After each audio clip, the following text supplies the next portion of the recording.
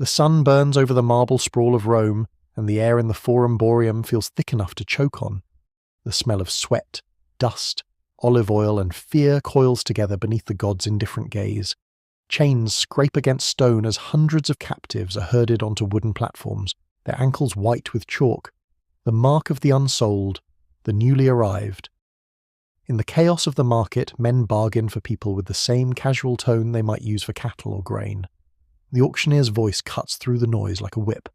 Greek boy, 12 years old, can read and write.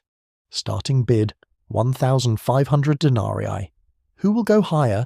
His tone is cheerful, almost musical, and that makes it worse. The boy stands motionless, trembling under the weight of every eye fixed upon him. His lips are cracked, his clothes stiff with salt from the sea voyage that brought him here. He doesn't understand the language being shouted around him, but he understands tone, and tone is universal. It means he is being sold. Next to him stands a Thracian man, his skin leathery, his frame hard and angular from years in the fields. The auctioneer barely spares him a glance. 500 denarii, he mutters.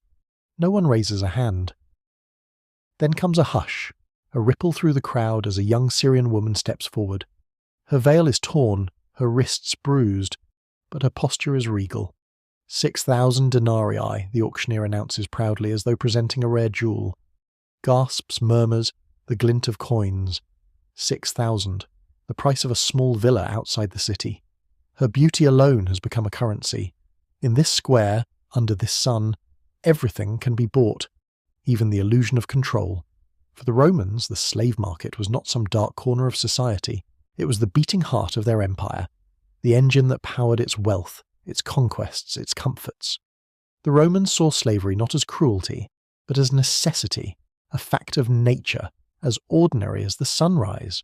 To them, human beings were property, commodities to be appraised, priced, and traded. A contract was signed, a receipt issued, a life transferred like a shipment of grain. Each transaction was recorded meticulously, because Romans loved paperwork as much as they loved dominance. The empire's efficiency extended even into its inhumanity. Their laws specified refund policies for defective slaves, health guarantees, and warranties, not for compassion, but to protect the buyer's investment. And in that administrative perfection, we find the true horror of it, the coldness of civilization at its most advanced. They priced people with calculation and reason, the same way they priced livestock. Origin came first. Greeks were the most prized. Their language, intellect, and grace made them perfect household servants, teachers, and secretaries. To own a Greek slave was a mark of refinement, proof that you valued culture as much as conquest. Gauls and Germans, on the other hand, were seen as the empire's muscle. Strong, broad-shouldered, and resilient, they fetched good prices for farms, construction, and the brutal life of the mines. Some were trained as gladiators, fighting in the arenas until their blood became entertainment. From the east came Syrians and Phoenicians, often skilled traders, artisans, and accountants. They were trusted with ledgers, estates, and even the financial secrets of their masters. A clever Syrian slave could be worth more than a dozen unskilled labourers. Romans generalised entire nations into price tags. Greeks were clever, Gauls strong, Syrians shrewd, Britons wild, Ethiopians exotic. Even the colour of a person's skin or the shape of their nose could raise or lower their value. It wasn't prejudice, it was policy. A system so normalised that few questioned it. Education was another commodity. A slave who could read and write was worth 10 who could not. Unskilled field hands sold for around 1,000 denarii, about a year's wage for a Roman soldier. But a craftsman or scribe might go for 4,000. A talented cook, especially one versed in exotic Eastern recipes, could fetch 10,000. Pliny writes of a shoemaker sold for 4,000 denarii, while Martial mentions a cook who sold for a staggering 100,000, the price of a country estate. A Greek grammarian might sell for 10,000, a physician for 20,000, a trained actor for several times that.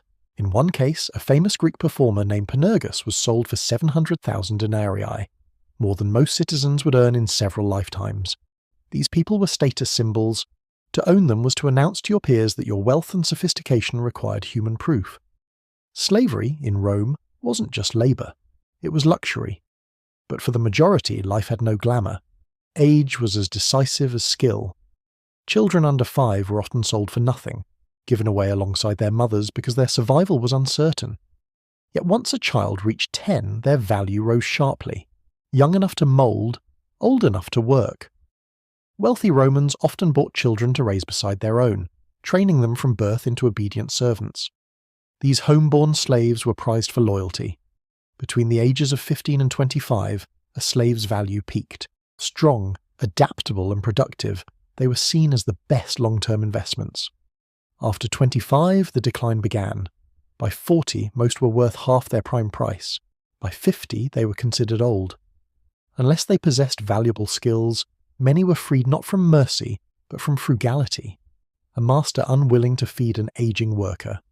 Gender, too, shaped destiny. Men were more common. Their strength and endurance made them useful across all sectors. But women, though fewer, could sell for far higher sums. Their worth wasn't measured only by their labour, but by their beauty, youth, and fertility. A young woman of striking appearance might sell for 6,000 denarii, while a man of the same age and health went for 2,000. Some were purchased as wet nurses or midwives, roles highly valued among Rome's elite. Light skin, symmetrical features, graceful movements, these could double a person's price. Traders rubbed oil on skin to make muscles gleam, plucked hair to hide age, used chalk and powder to disguise scars. Every deception was fair in the marketplace. Sellers were legally required to disclose diseases or defects, but many found ways to conceal them, and the inspections themselves were invasions, forced nudity, prodding fingers, laughter from the crowd. It was degradation disguised as commerce. Markets like these rose in every Roman province, but Rome itself remained the most expensive, the most prestigious. A slave who sold for 2,000 denarii in the capital might go for 800 in a provincial town. Egyptian records show even lower prices due to the region's own trade with Nubia and beyond. Seasonal shifts also shaped value. Before harvest, farm workers were in high demand. Their prices spiked.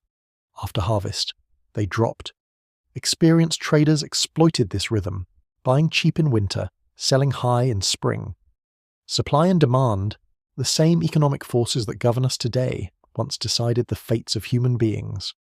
War was the greatest influencer of all. Every Roman victory brought a flood of captives. After Caesar's Gallic wars, over 1 million people were enslaved. Markets overflowed, and prices crashed. Traders complained of too many slaves, too little profit. After Pompey's eastern campaigns, Rome was saturated with human cargo. Yet in times of peace, when the borders quieted and conquest paused, prices soared again. Without war captives, Rome turned to breeding its own slaves. Children born to enslaved mothers were property by law, a self-sustaining cycle of bondage. Generations were born, lived and died without ever knowing freedom, each carrying the invisible number assigned to their worth. To truly understand those numbers, you must step into their world. A Roman soldier under Augustus earned about 225 denarii a year, later increased to 900 by the 1st century's end.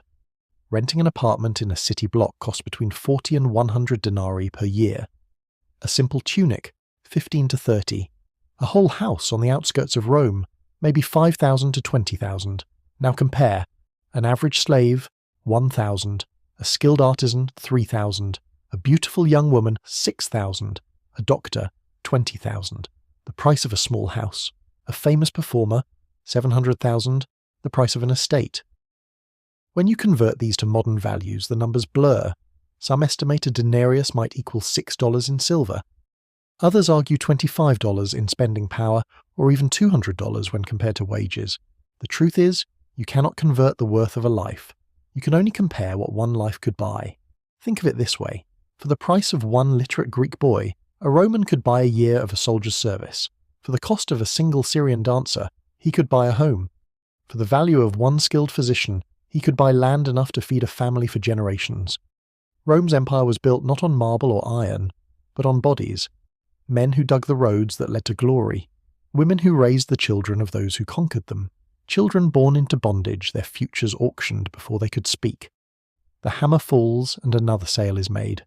The crowd disperses, murmuring about good bargains. The auctioneer wipes sweat from his brow. The slaves are led away in chains, their fates sealed in ink and wax. The marketplace continues to hum, indifferent, eternal. Coins clatter. Voices rise.